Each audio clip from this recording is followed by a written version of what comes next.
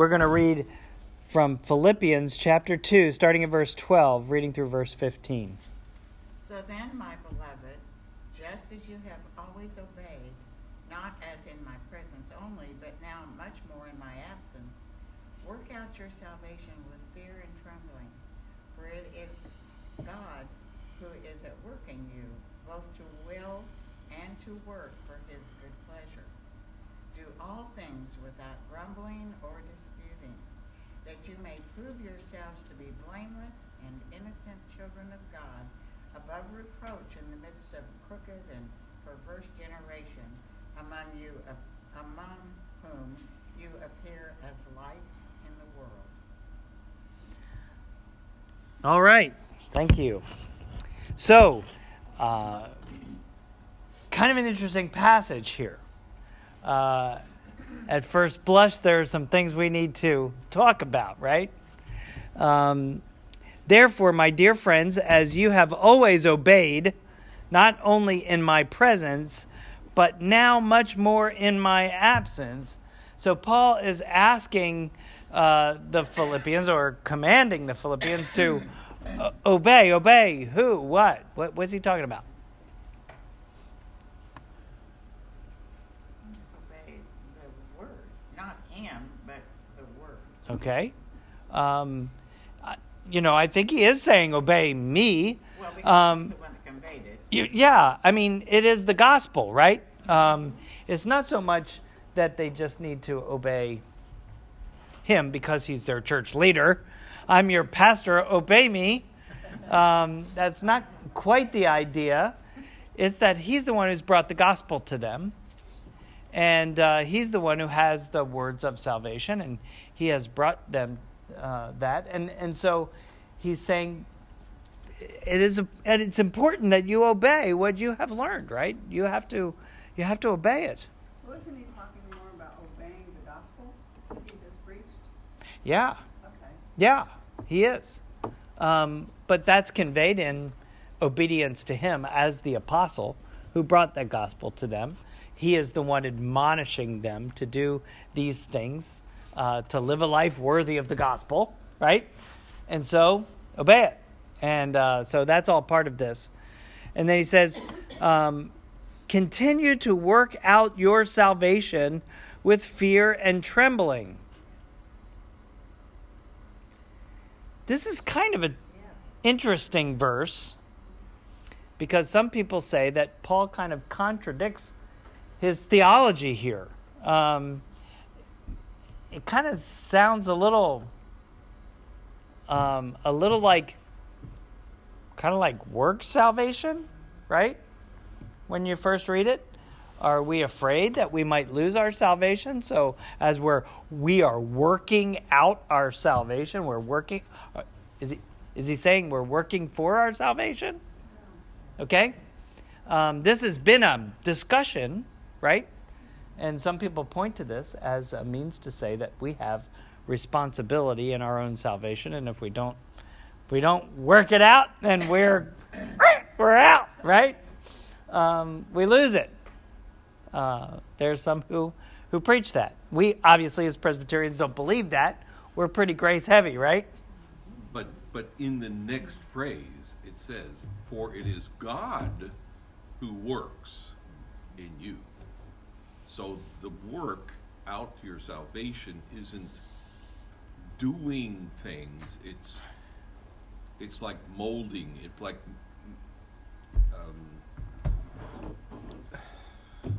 like yield to the potter's hand. Yeah, it's the the kneading of the bread. It's the I don't know the right word, but it's not works. It's work out. Okay. Right. Maybe it's that old song. Let's work out. Maybe it's that old song, mold me and make me after thy will. Okay. Good. Being I yielded wonder and still. if it's, he's always addressing problems. So there must be a problem. Why are these people grumbling? And it occurs to me that, I've heard many times people say, Gee, that I really like that Bible, except for this one chapter. And Makes me uncomfortable. Right. Don't you love that phrase? Makes me uncomfortable. Well, I should hope so. So I wonder if that's not what he's dealing with. Could be, yeah, because he really is going to go into this issue of grumbling and complaining, right? So, I was reading about this yesterday in the Denver airport. Gotta love electronic library, right? And one of the commentators I was reading had an interesting line, I thought, line on this. And he says, it's important when you study Paul and when you think about, understanding the way that Paul talks about salvation, that justification and salvation are two different terms in Paul's theology. And the majority of times, all the time that Paul talks about justification, it's usually in the past tense. We have therefore been justified, right? Okay? And so he talks about justification has happened, right? We've already been justified by Christ. Salvation, he usually talks about more in the future, because it's the ultimate salvation at the end of time, right? Because that's when the fullness of our salvation is realized, right? It's like, for example, you take out an insurance policy and you say, whew, I'm saved, right? But you're really not saved until you have the accident and need to get your car fixed. That's when you're really saved, right? But you were already saved because you knew that it was covered, right? And so salvation is fully realized at the point of judgment, right? And when God, in his capacity as the judge of the world, doesn't bring the gavel down on us, that's when that's when our salvation is fully realized. And so Paul kind of makes that distinction. Somebody look up for me Romans chapter 5, verse 9. And read that for us. Romans 5:9. Since we have now been justified by his blood, how much more shall we be saved from God's wrath through him? Okay. So do you see the tense difference there? Since we have been justified, how much more shall we be saved from the wrath of God, which is the judgment of God that's coming on all of sin. And we are participants in sin, right? And so we deserve God's wrath. But yet we avoid that wrath. We know now that we will not be judged for our sinfulness, right? Because we have been justified. And one day we will experience the full salvation from God's wrath. Okay, so that's an important distinction. So when he talks here about working out your salvation, I think he's got this idea that we are already justified. We don't have to do anything to earn God's protection from God's wrath and judgment. Our sin has already been wiped out. But we don't just sit idly by, do we? We are working out this life of the gospel until the time that our salvation is fully realized. It's a process. Day after Yes. day after day after day. It's I your think that's what he means. sanctification. I like this Yeah. subscript in my Bible. It says, salvation is not merely a gift received once and for all. It expresses itself in an ongoing process in which the believer is strenuously involved. Yes. Yep. Our eternal security is not contingent upon that process, right?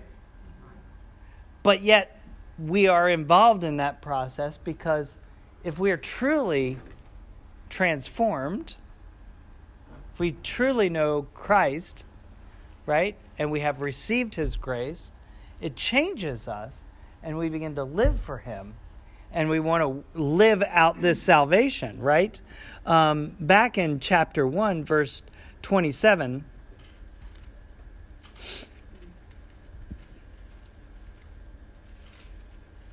I think it's 27. Whatever happens, conduct yourself in a manner worthy of the gospel of Christ. This is kind of the focal verse of this whole section of Philippians. And he's been trying to help us understand what it means to live in a manner worthy of the gospel. Well, you got to work that out, right? There are some demons we got to exorcise, right? What was that reference? That is chapter 1, Philippians 1:27. Philippians 27. So, Okay? What about, how do the people fit in where Jesus said, you know, you're lukewarm, I spit you out of my mouth? I guess they weren't Yeah. living out the gospel. Right. If you are, and I think this is a Revelation reference, right? And so this idea of being lukewarm, like he says to the church, you're lukewarm. You got to either be hot or cold, right? You're either with me or you're not. And I think this idea of working out your salvation is evidence of the grace that is at work within us, right? And so if that's not a priority in our lives, if we're not really concerned about that, those are the people that are walking that line. And it's hard to know. I mean, God knows their heart, right? God knows what he's doing in their heart. But those are the people you got to be concerned about, right? Because they think, well, I took out this insurance policy by going to church, right? So that I'm not going to get burned at the end. But that's all I've done. I put it away in the safe with the other policies, and that's all I do. And then live life the way you want. I live the life the way I want, but it's not a life of transformation, right? So, That was the Thessalonians' problem, right? I mean, yeah. they just were good cruising. Right. So then you begin to question, were they really transformed? I think of the story of when Jesus talks about the parable when the seed and it falls on the Uh-huh.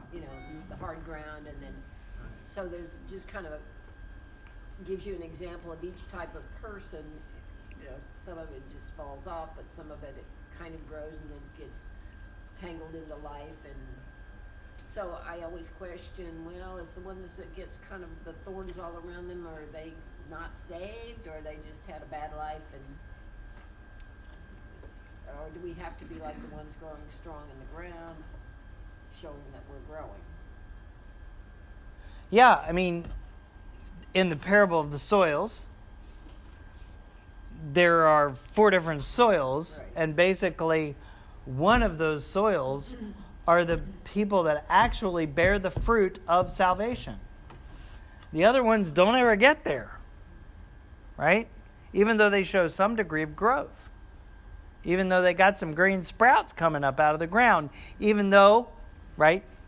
But they never get to the point of showing the fruit of salvation. Yeah. Yeah, so it is worrisome, isn't it? Not something that we need to worry about. Paul doesn't say this to put us in a place where we live our life in fear and trembling. And I think this is what's important. Paul is saying that we are to live our life, this fear and trembling. Paul uses it 4 different times in the New Testament. And in the other places, it's pretty clear that he's talking about it in relation to God. And so our relationship with the Lord, we are to have a reverence for the Lord, right? So we live our life, we live in a manner worthy of the gospel because we have this fear, healthy fear, respect, right, for the awesomeness of who God is. And that's pretty cool. I saw this on a Facebook post. I think it was Francis Chan or one of those big boys said it, and it was a pretty good quote. He said, "It's pretty amazing to serve a God that we cannot exaggerate about, right? We serve a God that we can't exaggerate about him because he's so awesome. We can't overplay him, right? Okay, we can't exaggerate about who God is. He is his attributes in the extreme." Okay, We usually underestimate him. that's right. We underplay him, but we can't exaggerate about him. I thought it was pretty cool. And when we think about his awesomeness, there is a certain sense of fear and trembling, isn't there? There's a certain sense of awe. There should be, as we live our lives, and a certain sense of, I don't want to disappoint God. I certainly don't want to invoke his wrath or even his discipline, right? Right? And we know God disciplines his children. That's clear through the scripture. Because God wants us to be transformed, to be changed. And so this is an interesting verse, and I think it's a verse that we should think about. It's an important verse. And just as you brought out early on, Paul, I think as soon as he writes this, he says, I better follow this puppy up with a disclaimer, right? Because he doesn't want it to be confused. And this is another example why you have to read the Bible in context, right? Because it's easy to read one verse and get confused. But when you read it in context, you can see that Paul is immediately clarifying by saying, for it is God who works in you to will and to do and to act in order to fulfill his good purpose. God is the one fulfilling his purpose through you, right? It's God who is working, not you who is working. I mean, we're working out. We're working through our issues, right? Because we all have issues. We're working through our issues. But God is at work in us. He's the one doing the work to transform us so that we can accomplish his purposes. So that's pretty cool. You should highlight those verses because they're really important verses when we think about them in regard to the Christian life. Verse 14, do everything without grumbling or arguing, so that you may become blameless and pure, children of God without fault, in a warped and crooked generation. Okay, let's pause there, because I want to talk a little bit about the grumbling. What do you think of when you think about that word? Who are the most famous grumbling, complaining people in the Bible? The Israelites. The Israelites. Okay? Let me read this little thing, this little gem I pulled out in the Denver airport. The term that the NIV translates complaining occurs only rarely in the New Testament. And this is its only appearance in Paul's letters. It occurs frequently, however, in the narratives of the Greek Bible that describes Israel's desert wanderings, where the Israelites complained against Moses, and Moses made clear to them that their complaining was not as much against him, but it was against God. Okay? So the use by Paul of this word, he inserts it here. It's not a word that he normally uses because it's the only time he used it, right? We have quite a few letters of Paul, and there were a lot of grumblers and complainers he worked with. But he must be making a point here, because he uses a word that is used extensively in the Old Testament, the Greek version of the Old Testament called the Septuagint, which would have been the Bible to the Philippian church. Okay?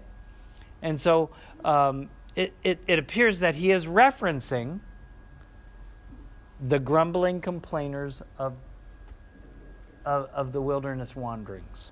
All right? Do everything without being like the Israelites who were grumblers and complainers and arguers, so that you may become blameless and pure children of God. Okay? They were the children of God, right? In the desert. But they were the children of God, right? Who deserved a on the backside, right? But you can be children of God that are blameless and pure, without fault, in a warped and crooked generation. That's an interesting statement. A warped and crooked generation. And that same generation has lasted until today. Yes. Really?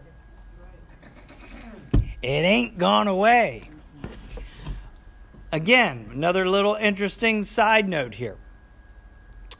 Paul uses the language of the Song of Moses that stands near the end of Deuteronomy and describes the unfaithfulness of the wicked generation of the Israelites who God brought out of Egypt. The Greek text of Deuteronomy 32, 4 and 5 can be translated thusly. God, his works are truth, and all his ways are right. He is a faithful God. He is not unjust. Just and pure is the Lord. They sinned, they who were not his children, full of fault, a crooked and depraved generation. He uses the exact same words that appear in Deuteronomy in this text. So we see these two references that Paul pulls out of the Greek text about the wilderness wanderings and the unfaithfulness and complaining and the bad attitude of the Israelites. And he says, don't be children of God like them. All right? Who aren't? Huh? Who aren't children of God? Who didn't end up being God's children, right? That whole generation died in the desert and never made it to the promised land, right? And it was their children who ended up being believing and going in. Okay, very good.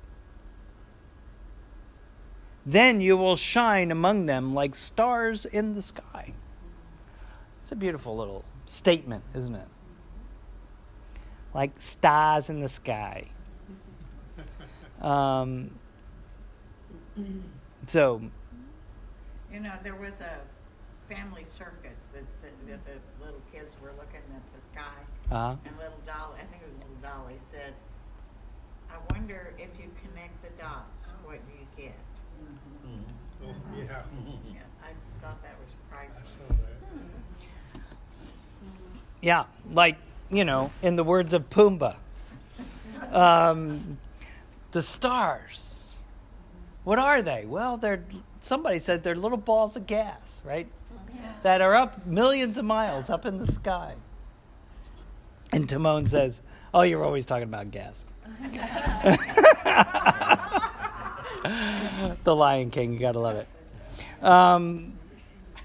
it. So, what do you think about this image? What is Paul trying to say? He's obviously creating an image, a picture, for us to think about. What is the picture supposed to tell us? I think he's telling them that they should be a good example for these grumblers. Okay. All right. Well, I think it's this grumbling and arguing.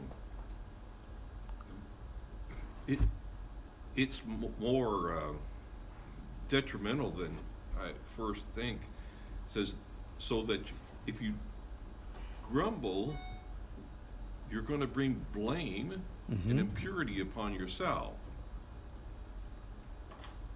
And so you're not children of God. Right. Just this being not satisfied with whatever, Paul says, in whatever situation, whether in hardship or punishment or whatever, beatings, I'm satisfied with what God has given me. If you're not satisfied, you're always, I want better carpet or people, whatever it is. You're saying that, God just didn't do it for me. Yeah. It's not enough. It's not enough. I need more. I need more. You can get new carpets, you just don't grumble.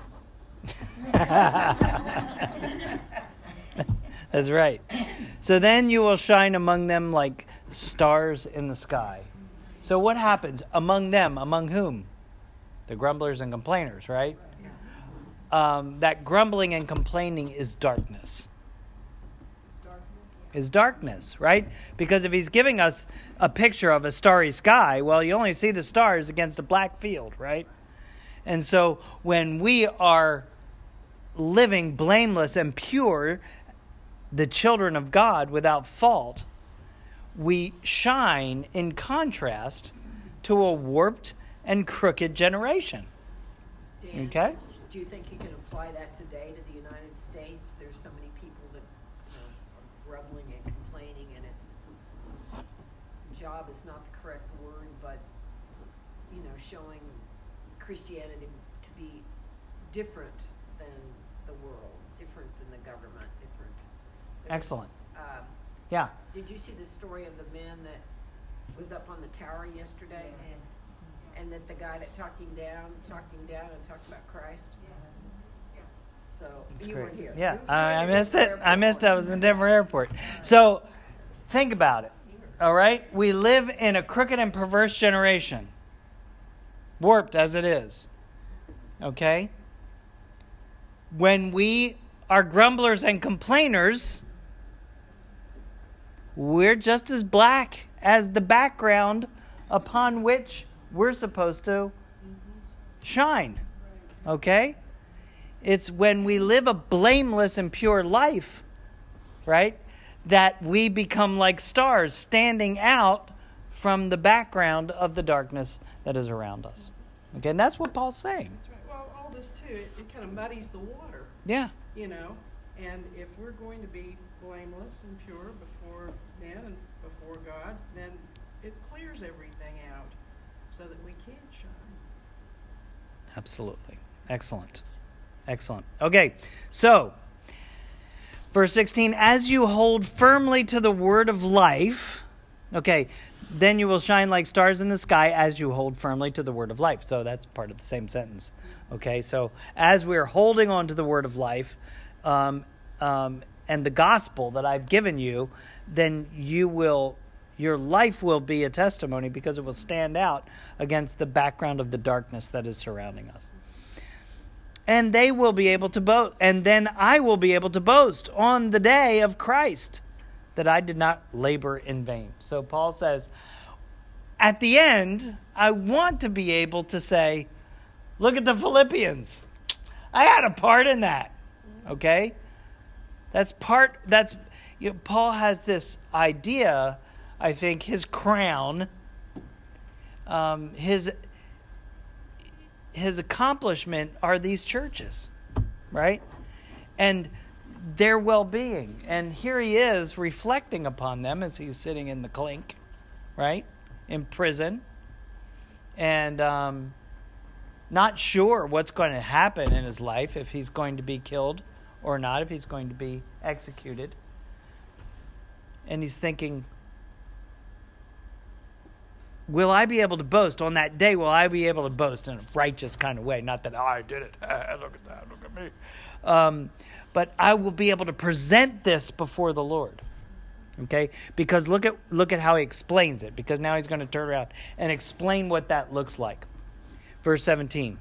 But even if I am being poured out like a drink offering on the sacrifice and service coming from your faith. I am glad and rejoice with all of you, so that you should be glad and rejoice with me. What's he talking about here? First of all, what's a drink offering?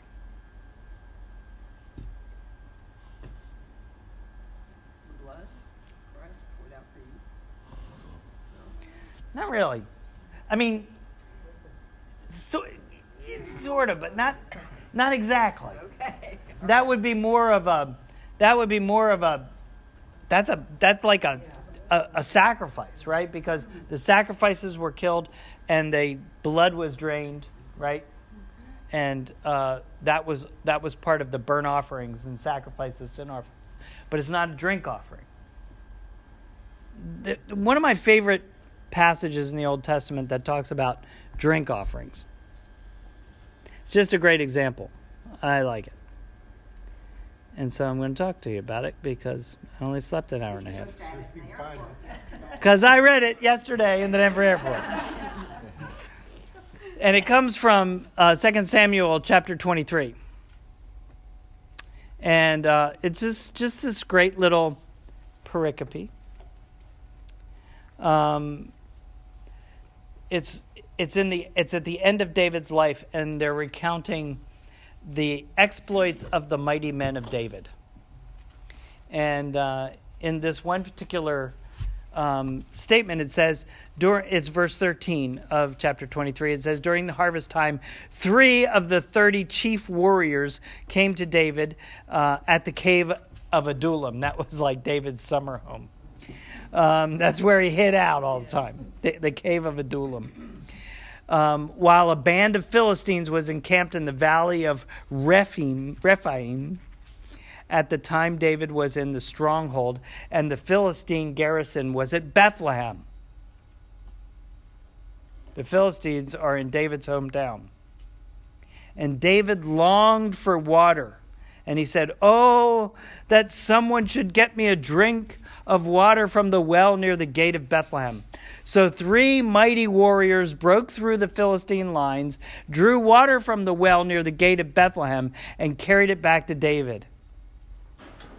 Okay? Because they were awesome, and David was their leader, and he wanted a drink of water from his hometown well, and they went and got him, they went all the way to Quick Trip, and they got him one behind enemy lines. But it says here, but he refused to drink it. Instead, he poured it out before them, or before the Lord. "Far be it from me, Lord, to do this," he said. "Is it not the blood of men who went at risk of their lives?" And David would not drink it. So when we think about this is like terrible, isn't it? It's like, you just dissed these 3 guys. They risked their life to bring you a drink. Drink the water, for Pete's sake. But he pours it out. Why does he pour it out? Because it's a drink offering that he pours out before the Lord. And if you look at like Numbers, in the book of Numbers, there are examples of drink offerings. And so the Israelites could bring drink offerings, such as in Numbers 15. It talks about when you prepare a young bull as a burnt offering or sacrifice for a special vow or a fellowship offering to the Lord, bring with the bull a grain offering of 3/10 of an ephah of the finest flour, with a half a hin of olive oil, and also bring half a hin of wine as a drink offering. And this will be a food offering, an aroma pleasing to the Lord. Right? So you would bring wine and oil, and many times this wine and oil could be poured out on the offering. And so it's poured out before the Lord rather than consumed yourself. And it is, in essence, from our perspective, wasted, but that's what an offering is, isn't it? It's obviously God doesn't want a drink, right? He doesn't need a slurp of wine or oil. He certainly doesn't need the smoke of burning sacrifices either. It's about our giving something up for him, right? And so a drink offering. So Paul says, I'm being poured out like a drink offering on your sacrifice. So you guys are the sacrifice. Your endeavor to live the Christian life.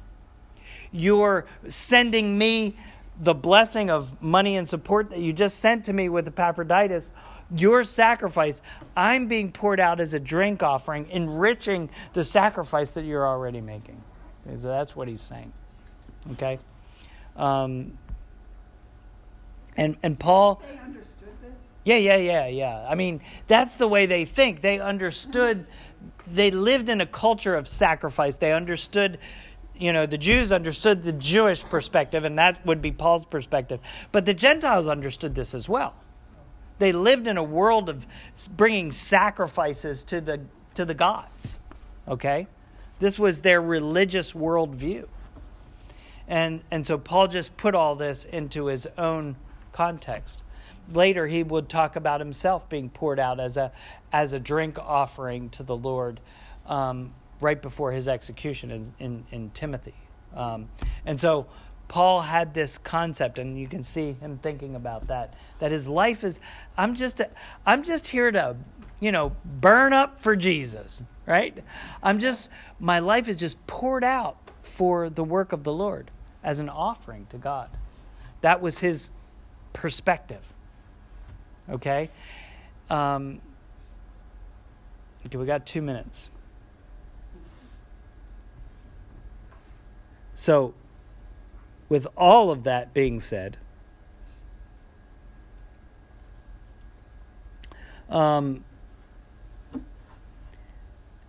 there's one thing that I wanted to highlight, and I'm going to kind of set this up for next week, and that is Paul in 1:27. So Philippians 1:27.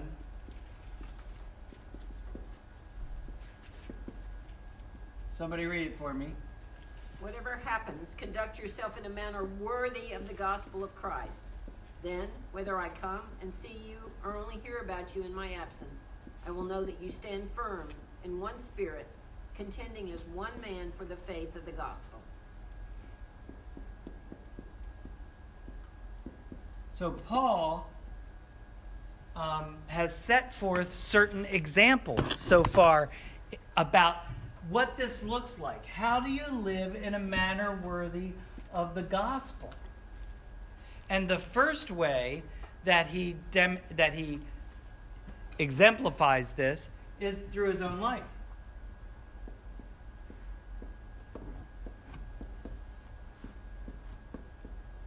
Right? So he talks about, if you remember in chapter 1, in the beginning of, especially in chapter 1, about his own suffering and what he's been going through, his life being poured out as a drink offering. He's giving himself as an example.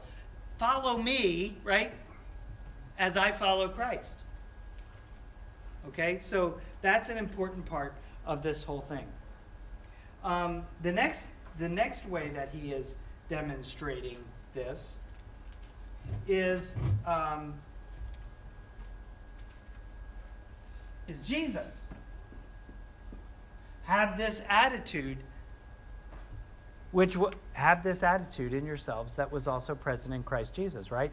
Isn't that what it says in Philippians 2:5? And then he gives this whole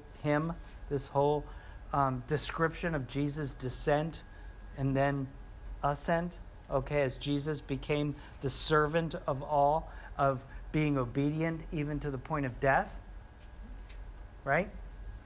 And so Jesus is the example in his descent into servanthood and humanity, and then being glorified by God as a result. So Jesus is the example. Next, he gives us a negative example.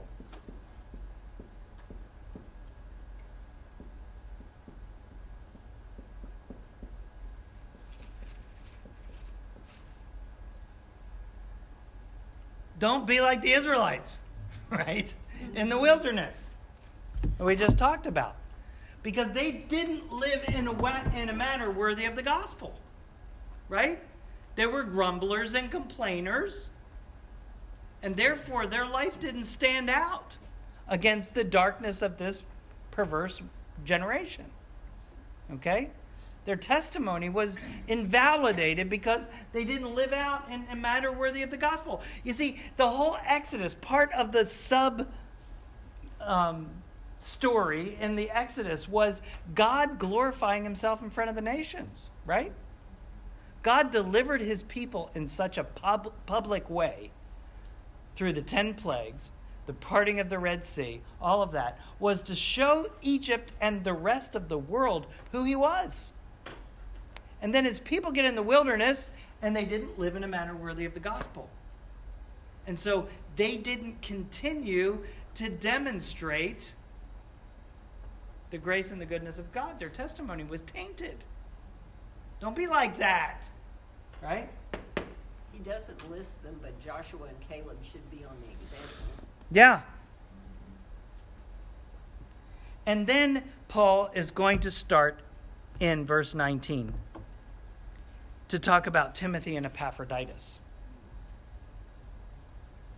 Timothy and Epaphroditus. And it's strange, and scholars, again, they say, well, normally Paul talks about his travel plans and commends different people at the end of his letter. But in Philippians, he does it in the middle. Maybe Paul was really going to end the letter here. And then he didn't have time to send it because, he was in the middle of a trial or whatever. And then he comes back and he adds more stuff. And then he just writes a quick conclusion. Or maybe you could read the context and realize that Timothy and Epaphroditus are also examples of what it means to live in a manner worthy of the gospel. And so it makes sense to highlight them here because he wants to demonstrate it's not just me. There are other people in the Christian faith that you should follow, right? That are living worthy examples. Look at young Tim here. Tiny Tim. He's living out the faith. You know him, and you've seen it in him. Look at Epaphroditus. Man, this guy is awesome. He's a fellow soldier and co-worker of mine. Emulate him. Okay? So we have these two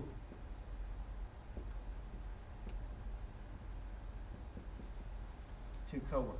So see how Paul he's not just teaching theology. He's giving them living examples of what this looks like. Look at me. Look at Jesus. Look at Israel. Look at these other guys in the church. Okay? So, it's a fabulous book. Okay? And really important as we think about this important question, how do we live in a manner worthy of the gospel? This is the basic question of Christian life, isn't it? Well, how do we do this? How do we do this in a way that's pleasing to God? Well, Paul's trying to tell us here if we'll just listen. Okay?